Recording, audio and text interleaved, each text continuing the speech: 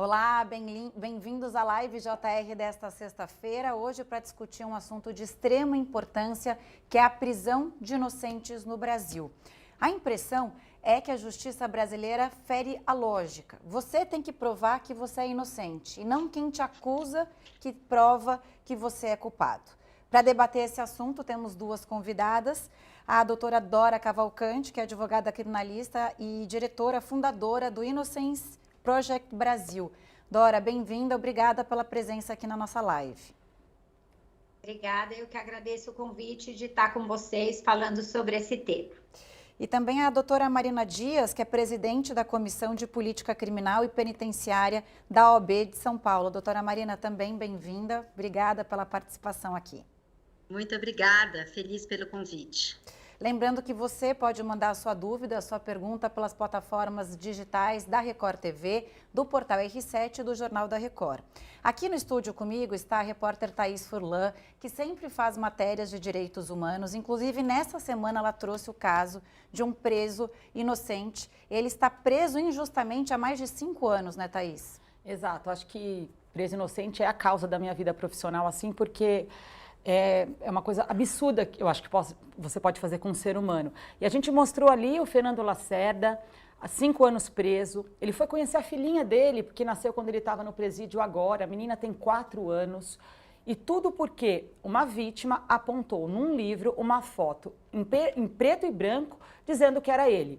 A descrição do Fernando, ele é branco, tem olhos verdes e completamente careca. Essa vítima aponta o Fernando como negro, do cabelo encaracolado e com os olhos castanhos. Ninguém ficou atento a isso ali, nem no inquérito policial, o Ministério Público também fechou os olhos e ele foi condenado. 18 anos, 2 meses e 22 dias de cadeia.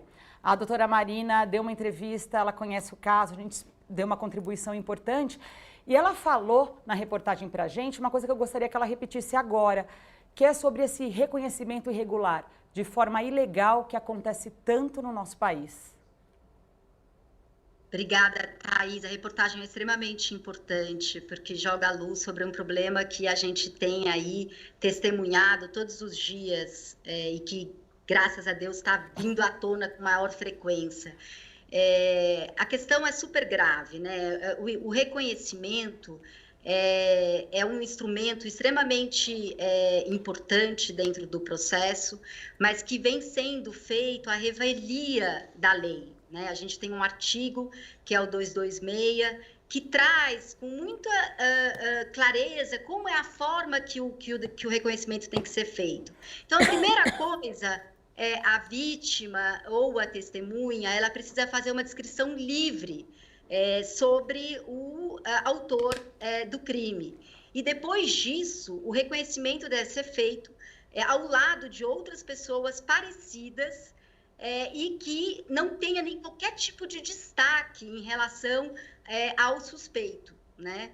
Então, o que a gente percebe hoje é que esse artigo 226 vem sendo desrespeitado pelo judiciário, pela polícia, e mais do que isso, esse artigo 226 ele já é inclusive obsoleto. Hoje em dia, a gente sabe que a psicologia do testemunho traz uma série de protocolos importantes que precisam ser observados para garantir minimamente que o reconhecimento possa ser uma prova confiável, né? Mas uma coisa que é importante de ressaltar é que, mesmo assim, o reconhecimento por si só ele não é suficiente para justificar uma condenação.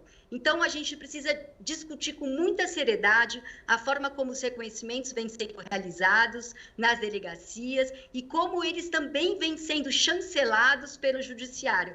Um reconhecimento feito equivocadamente, ele contamina todos os reconhecimentos que se sucedem. E por que o judiciário, mesmo sabendo, né, de todo esse processo aí que ele acontece, que ele é fraudado também muitas vezes, por que não tem um outro olhar para isso? A Dora podia responder isso para a gente.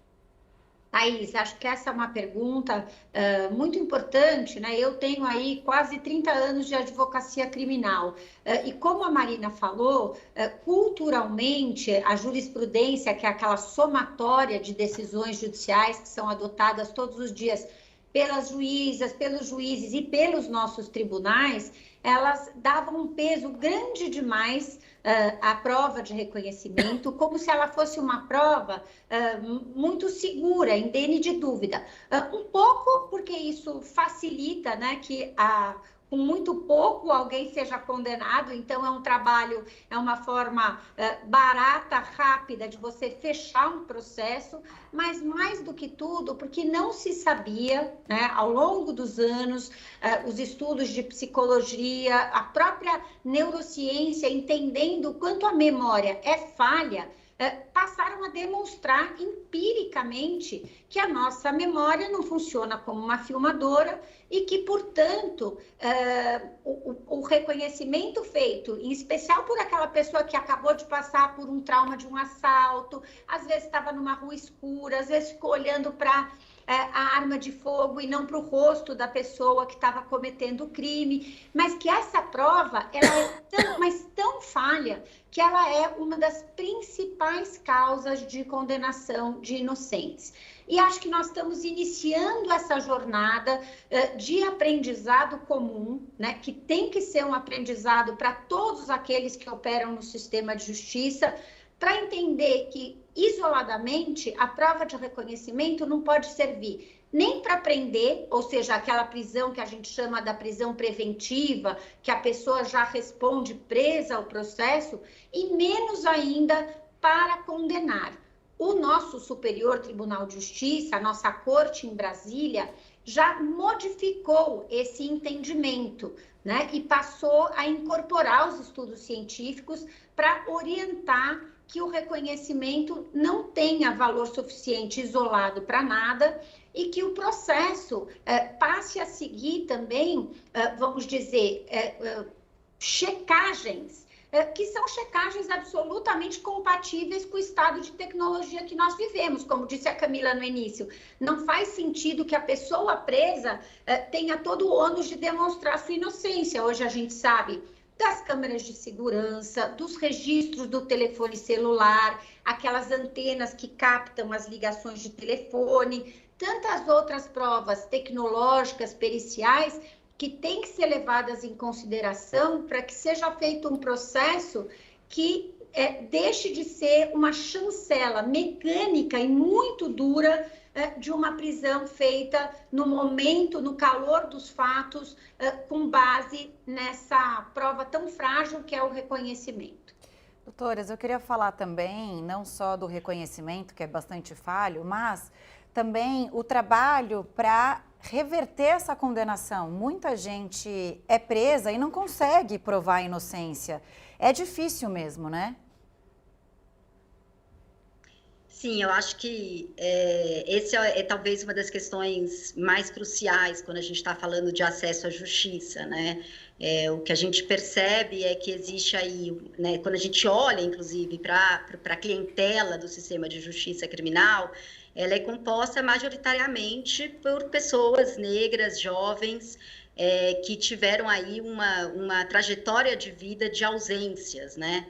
Então, muitas dessas pessoas nem sempre conseguem ter acesso a uma defesa de qualidade. A gente tem as defensorias públicas atuando, mas em muitos estados a defensoria pública não consegue fazer a defesa de todas as pessoas que são processadas criminalmente. E isso, sem dúvida nenhuma, também. Deu uma travada? Vamos ver se volta, mas, doutora Marina, pode continuar o raciocínio, que deu uma travada a sua internet. Voltou? Voltou. Mas é isso, eu acho que a importância da gente olhar para a questão do acesso à justiça, né, e a relevância de uma defesa de qualidade, mas não só, né, eu acho que a gente tem aí um sistema de justiça, um judiciário que precisa ser mais cauteloso na forma como ele tem realizado o processo criminal, né? O juiz, ele tem aí uma responsabilidade fundamental de garantir os direitos. E o que a gente percebe hoje é que muitos dos processos hoje, eles são conduzidos de forma a chancelar o que a polícia realizou e não no sentido de garantir uma produção de uma prova adequada e também uma valoração que esteja em consonância consonância com as garantias individuais e principalmente com a presunção da inocência. Doutoras, mas o que a gente percebe via de regra é que a polícia, mais do que o judiciário mais do que chancela, a polícia que induz. A gente vê isso pela PM, a gente vê isso pela Polícia Civil, né? Isso virou uma tradição. Apresenta uma foto e já diz, esse daqui é o culpado, ele te assaltou, né? Tem um papel muito importante aí, criminoso inclusive, né? Thaís, veja como a imprensa tem sido fundamental para chamar a atenção da sociedade como um todo para esse debate que hoje também está sendo capitaneado pelo próprio Conselho Nacional de Justiça, mas eu queria voltar para esse ponto, para a provocação da Camila, para quem está nos ouvindo, ampliar a discussão sobre por que é tão difícil para uma pessoa que é presa ser colocada em liberdade e conseguir provar a sua inocência, né? Provar que os fatos não se deram exatamente daquela maneira que é contada, vamos dizer, num auto de prisão em flagrante, naquele resumão feito pela polícia. São vários os fatores, e um deles é justamente esse excesso de prisões provisórias, prisões preventivas, que elas acontecem, na verdade, antes, né, do processo, antes da colheita da prova. Isso por si só, também é vamos dizer, um ensejador de grandes injustiças, uma porta que já se abre para a condenação de inocentes. E por quê? Acho que é legal a gente colocar isso em termos muito concretos. Quando uma pessoa fica presa, vai para a cadeia, às vezes ela nem sabe naquele primeiro momento por que ela foi presa, a sua família não está, vamos dizer, devidamente informada do que está acontecendo, há uma dificuldade enorme de acesso e existe todo um ônus que recai sobre aquela pequena estrutura familiar quando alguém está na cadeia. É difícil visitar, é difícil você conseguir preparar o jumbo para ir socorrer o seu familiar preso na visita semanal. Muitas vezes a pessoa é levada para um estabelecimento prisional longe do lugar onde a pessoa mora. Imagina uma família que já está completamente desestruturada, aflita, angustiada e com dificuldades financeiras mesmo, além de estar, né, se socorrendo da defensoria ou buscando contratar um advogado para manter aquele núcleo familiar funcionando, amparando a pessoa que foi presa e fica quase que ceifada, impossibilitada realmente de produzir a necessária prova da defesa. É por isso que todos os operadores do direito, né, têm que estar atentos para a gente melhorar o padrão da prova que se exige para condenar alguém. Eu já... Assim, gostaria de deixar muito claro que, às vezes, quando a gente pensa na população carcerária, a gente já imagina, puxa, deve ter cometido um crime terrível, está ali cumprindo pena, é um lugar muito duro, a cadeia é triste, mas a pessoa mereceu. É muito importante o trabalho da imprensa em mostrar como não é tão difícil assim, como às vezes a pessoa vai parar na cadeia com base em muito pouco. Em elementos, o reconhecimento é um deles, mas em outros elementos que não são suficientemente investigados, checados, né, e debatidos ao longo do processo. Doutora Dora, não precisa ir muito também, pensar muito para responder, né? A pessoa foi presa por um erro, tem milhares de pessoas nessa situação aqui no Brasil. Bom, a gente tem várias perguntas de seguidores, ótimo, então se você tem uma dúvida, participe aqui pelas plataformas digitais da Record TV. A gente tem a participação, acho que da irmã da Thaís Furlan, Lígia Furlan, ela pergunta o seguinte, ela mandou pelo Instagram do Jornal da Record. Por que demora tanto para reverter a pena de uma pessoa que foi presa de forma injusta? Por que essa demora, ela pergunta? Posso começar, Marina? Por favor. Uhum. Aí, veja bem, a gente tem algumas etapas, né? Acho que falhou aqui, doutora Dora, vamos ver se volta. Voltou, pode falar. A gente pode do início, porque travou bem no começo da resposta. De fato, é difícil e é demorado, né? Existem as prisões e as condenações que ainda são passíveis de reversão pelos recursos, o recurso de apelação, né, que é o recurso tradicional, mas depois que uma pessoa é condenada em definitivo, que ela recebe aquele carimbo que a gente chama do trânsito em julgado, é necessário entrar com uma revisão criminal. E a revisão criminal, ela é muito demorada.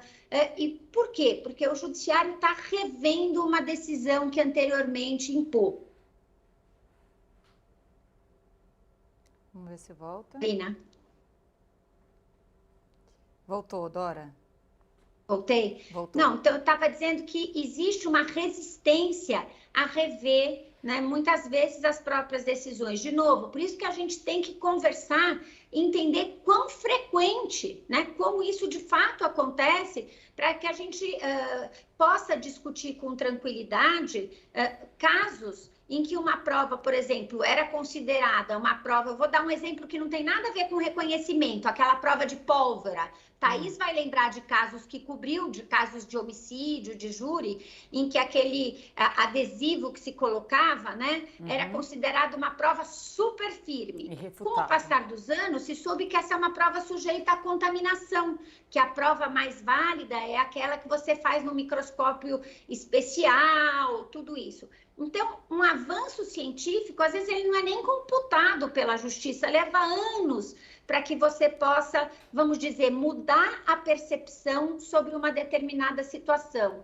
Eu acho que, como sociedade, para a gente avançar, para a gente pensar em política criminal, nós temos que aceitar a realidade de que muitas pessoas que estão condenadas hoje, cumprindo pena, não estão pagando algo que elas fizeram, né?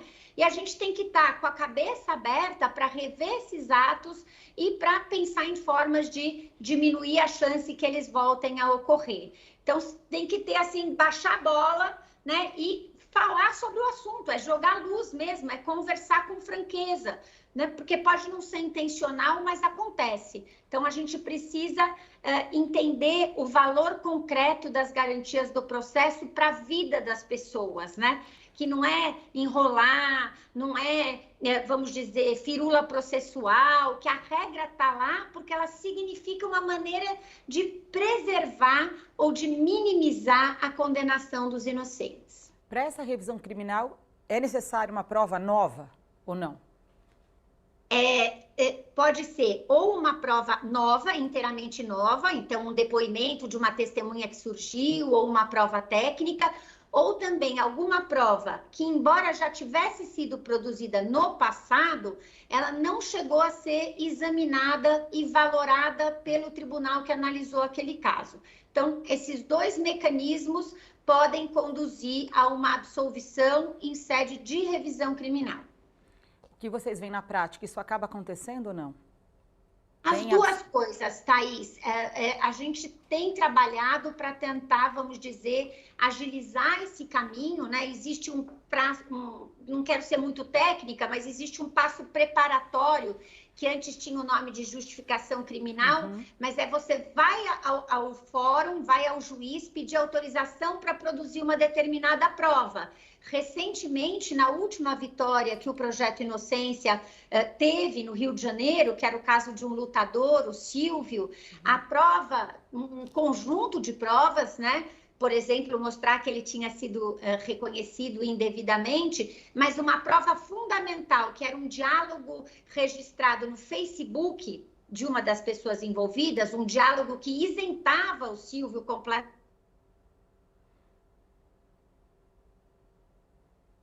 que o projeto fez num fórum de primeiro grau para que aquela prova pudesse entrar no processo e aí sim passou a ser computado. Nesse meio tempo, inclusive, nós acabamos ganhando um habeas corpus e aí o habeas corpus continua sendo, vamos dizer, o grande aliado da defesa e da liberdade das pessoas, né? O habeas corpus é a nossa principal salvaguarda para dar agilidade nesses casos de injustiça muito gritantes, Thaís. Olha, a gente tem mais perguntas aqui de seguidores. A Luciana Salles, Instagram da Record TV. Doutora Marina pode responder. É sobre o caso do Fernando, tá? Ela falou, a justiça falhou no caso do Fernando Lacerda, que está preso injustamente há 5 anos.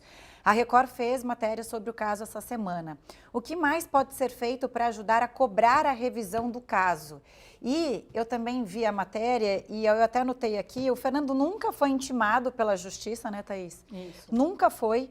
E o julgamento aconteceu sem a presença dele como réu e sem a possibilidade de defesa. Ele tinha mudado de casa, então ele não foi intimado. E aí foi condenado. E como isso é possível, né, doutora Marina?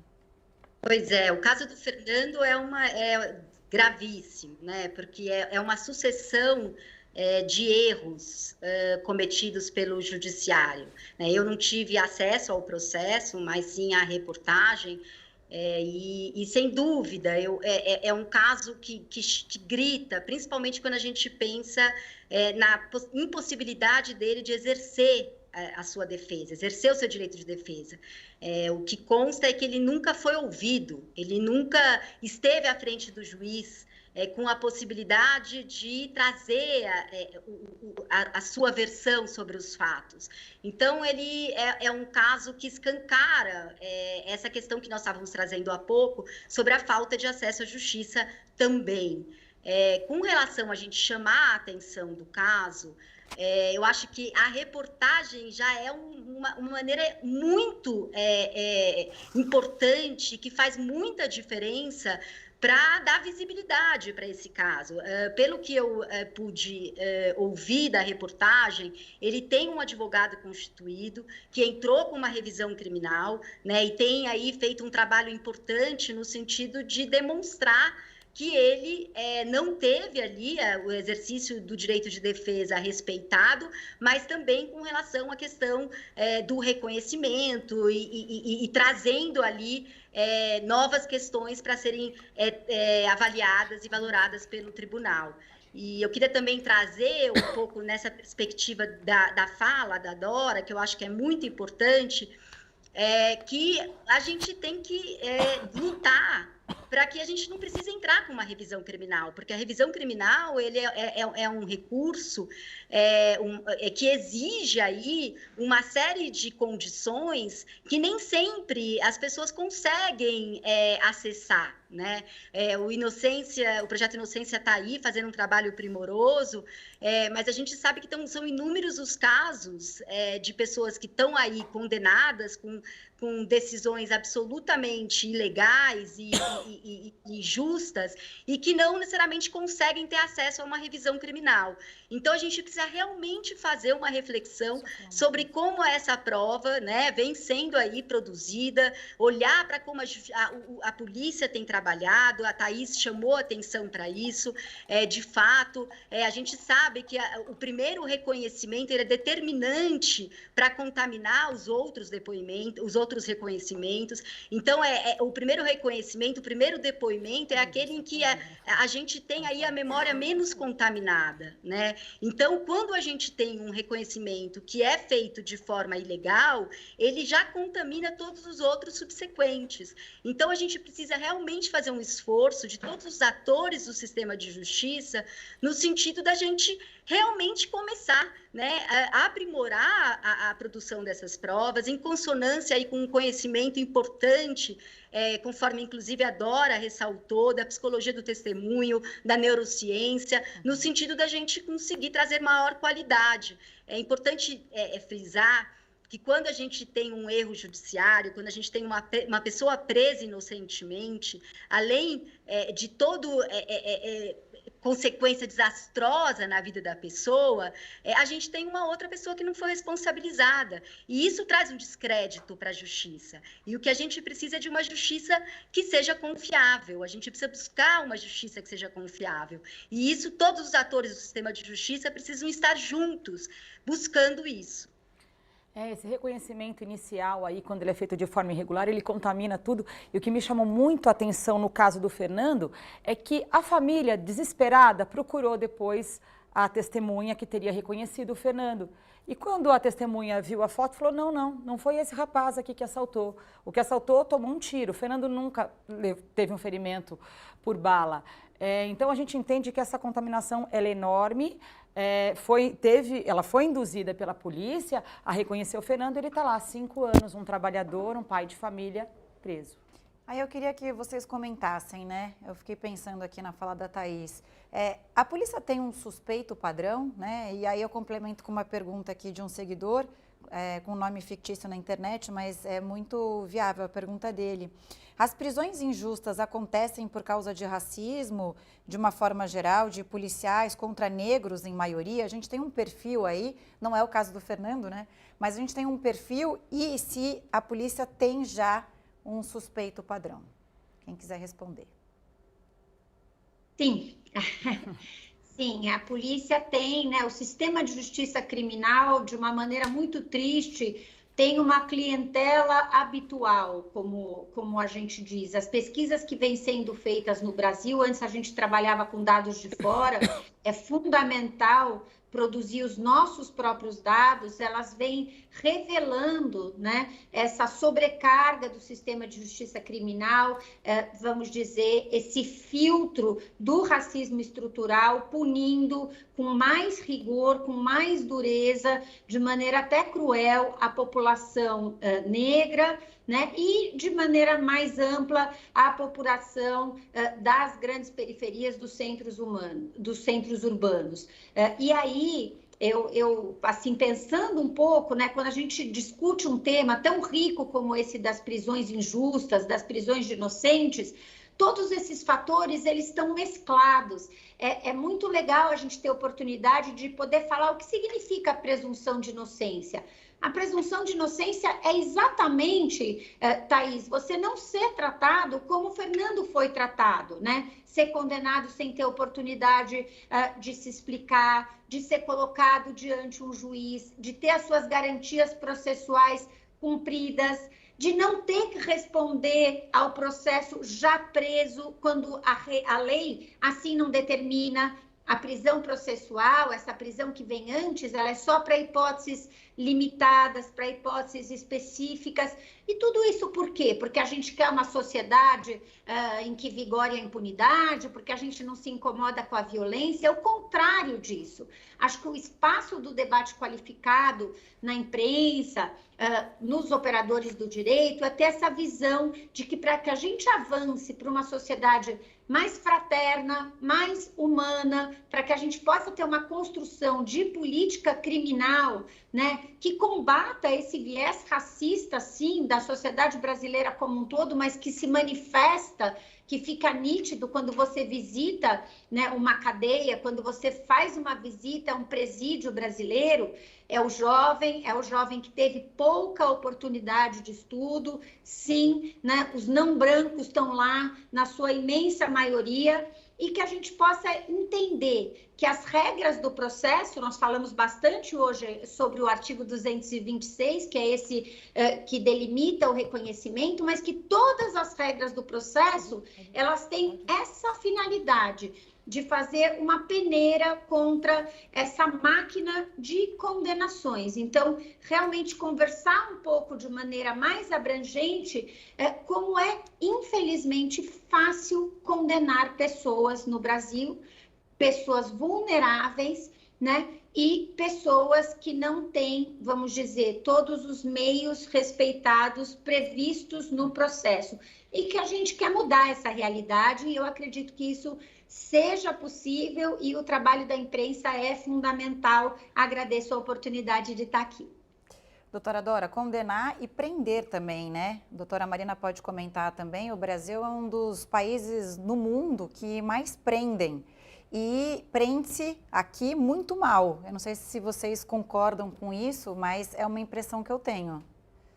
Não, sem dúvida nenhuma. Essa é a mais triste constatação que nós temos com relação ao nosso sistema de justiça e ao nosso sistema prisional, né? Nós temos a terceira maior população prisional do mundo, em termos absolutos, e a que mais vem crescendo.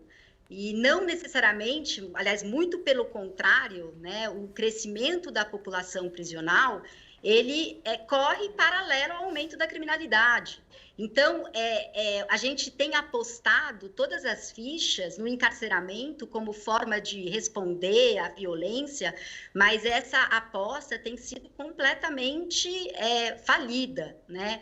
A gente tem um sistema prisional aí que já foi declarado inconstitucional pelo Supremo Tribunal Federal, um sistema que não garante os direitos individuais, o acesso à educação, acesso à água, acesso à alimentação, acesso ao trabalho, o acesso à assistência jurídica. Então, é indiscutível que a gente está aprendendo muito mal. Nós temos apostado também numa política de guerra às drogas, que tem levado aí para o sistema prisional jovens negros que não estão ali na pirâmide, no alto da pirâmide do crime organizado, muito pelo contrário, são aqueles jovens que muitas vezes até estão portando pequenas quantidades de drogas, ou são o que a gente chama de peixe pequeno, e aí a gente joga esse jovem para um sistema prisional absolutamente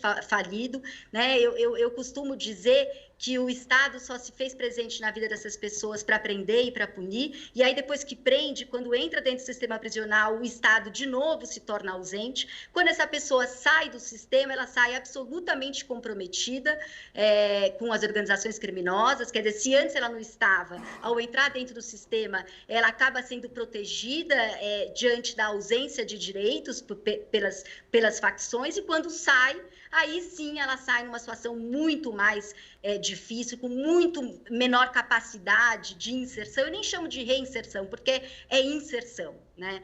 Então, sem dúvida nenhuma, a gente tem prendido mal.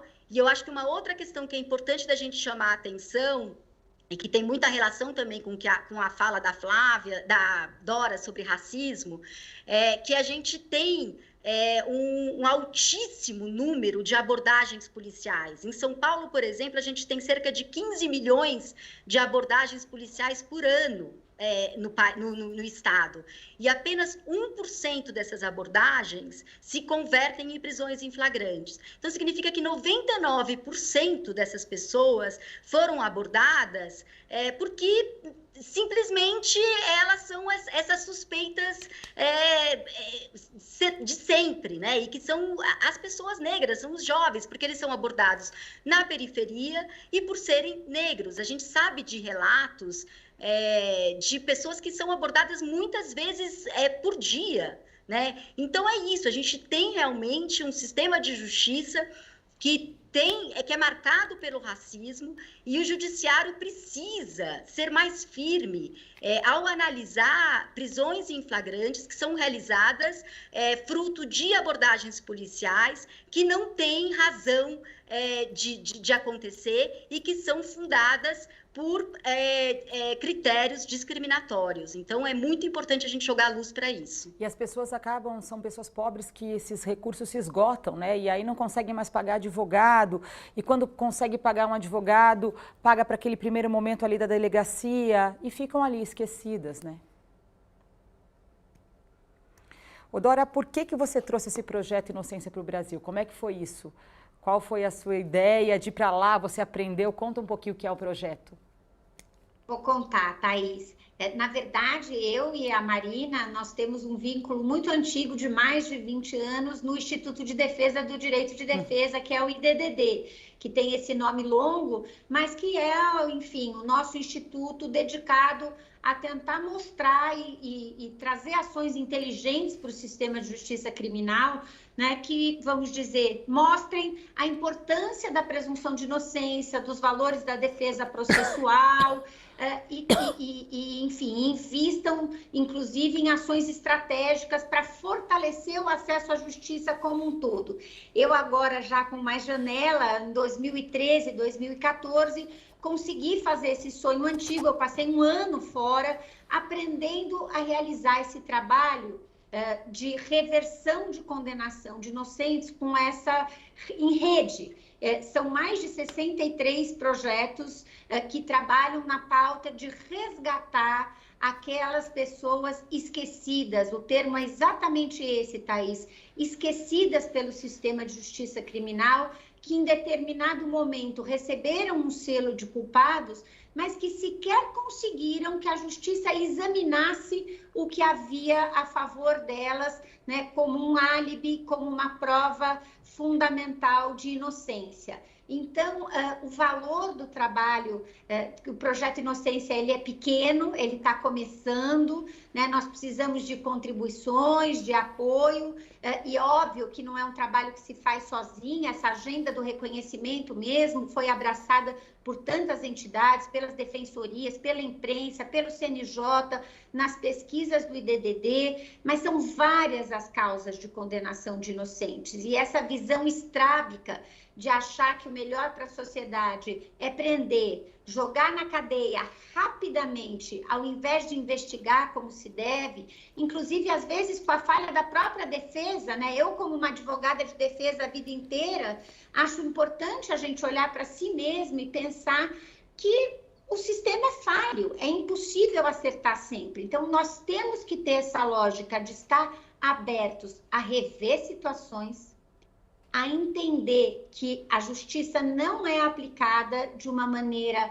igualitária nesse nosso país, que, enfim, lamentavelmente segue sendo um país de desigualdades abissais, e que é preciso ter mecanismos e controles que permitam não só desfazer a condenação de um inocente, que é a razão de ser do nosso projeto, mas também que a cada reversão de um erro haja um aprendizado sistêmico a partir daquele caso, inclusive em termos de reparação, de indenização. O Brasil ainda engatinha, né, na sua construção de mecanismos de você devolver naquilo que é possível, porque ter um tempo de vida roubado, né, numa prisão brasileira, onde impera, né, a doença, você vai ter sarna, você tem tuberculose, né, você tem pouca comida, você tem frio, você tem todo tipo de dificuldade para conseguir evoluir no trabalho, para se reposicionar na sociedade, para não perder os seus laços familiares. Então, eu tenho muita esperança de que, a partir dos casos concretos, hoje, né, do Atercino, do Kleber, do Robert, do Igor, do Silvio, do Antônio, a gente vai poder entender melhor como o sistema de justiça, às vezes, não se dá, ou muitas vezes não funciona como a gente imagina que ele funcione, e como é fundamental investir recursos para que isso deixe de acontecer. Então, essa é a dinâmica dos projetos que buscam a reversão do erro judiciário no mundo todo, inclusive produzindo dados, Thaís. Né, Camila? Muitas vezes a imprensa pergunta para mim, para a Marina, para tanta gente que milita na nossa área, mas quantas pessoas inocentes estão presas hoje no Brasil? Nós não temos uma resposta pronta. O que eu posso dizer é que, na grande base de dados que foi sendo construída nos Estados Unidos, a gente já tem catalogados mais de 3.000 casos de pessoas que foram condenadas em definitivo e depois inocentadas, tendo passado um tempo médio na cadeia de 8 anos em média. É gente que não viu o filho crescer, são mulheres que às vezes entram jovens e saem depois de 20 anos, né? Sem nenhuma condição, enfim, de retomar o curso da sua vida. Então, é de uma crueza, é uma situação tão dramática que nós temos que falar com franqueza, né, sobre esse problema e enfrentá-lo com coragem. 3.000 casos que foram revertidas as condenações. Imagina quantos casos que o preso inocente nem foi identificado. Quer dizer, é uma situação... a pontinha do iceberg, do iceberg. Muito trabalho a ser feito, que bom, né, ter duas pessoas tão importantes lutando pelos direitos humanos mesmo, né, e a imprensa do outro lado fazendo também um papel importante para tentar reverter um pouco dessa injustiça que acontece não só no Brasil, mas em muitos países, né? Nos Estados Unidos também. Eles prendem também, até tema de filme, né? Bom, a gente está chegando ao final da nossa live, JR. Doutora Marina, faça as considerações finais para a gente poder finalizar também. Não, agradecer o convite, dizer da importância da gente estar fazendo essa conversa, jogando luz para esse problema, que é um problema extremamente grave, sistêmico, e chamar a atenção, né, das instituições, do sistema de justiça, dos atores, no sentido de encarar esse problema com coragem, com determinação e com vontade de transformar essa realidade. Principalmente no que toca à questão da produção das provas, especialmente as provas dependentes da memória, e a importância da gente ter processos criminais com maior qualidade, garantindo uma justiça que seja confiável e que seja eficiente. Muito obrigada pelo convite. Obrigada, doutoras. Obrigada, Thaís. Eu vou encerrar a live de hoje com um elogio da Luciana Salles, inclusive, que já tinha feito uma pergunta aqui pelo Instagram da Record TV. Ela diz: vocês são maravilhosas, isso mostra o poder e a eficiência das mulheres justiceiras, e um coraçãozinho. Muito obrigada pela presença de vocês três aqui, principalmente das nossas convidadas, e até uma próxima. Tchau, tchau. Obrigada, gente, foi um prazer. Tchau. Prazer. Obrigada pela companhia, até a próxima.